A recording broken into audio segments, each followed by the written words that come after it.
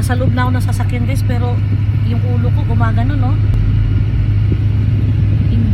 May aircon kami pero hindi makuha ang sobrang lumag ng aircon sa init, oh. Oh, tignan nyo guys, oh. Sakit sa mata. Oh. Yan.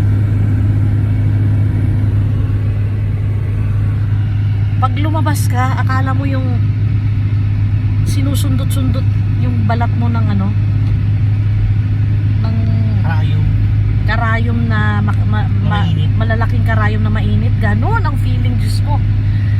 Kaya sa mga senior citizen dyan, wag na muna kayong maglalabas, magkulong muna kayo.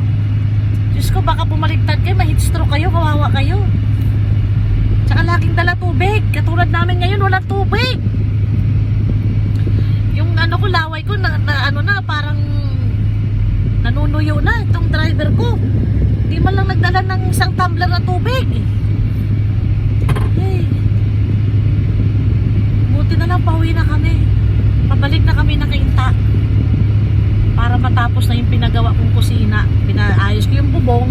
So dala namin yung ibang materyales kasi doon sa Cainta wala nung aluminum na pinabibili sa amin ng karpintero, yung aluminum na pang-ipit, isisipit yung screen kasi nagpalagay ako ng screen sa kusina para hindi kami mapasukan ng ano, ng lamok kasi sobrang lalaki ng lamok dahil sa likuran namin yung may isang subdivision doon na hindi nila tinatapos lagi yung mga malalaking talahib.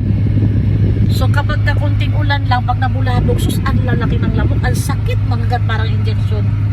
Kaya ngayon, bumili talaga ako kahapon ng screen para palagay. Kaya wait for it guys, makikita niyo ang finish ng ating konting renovation ng ating dirty kitchen.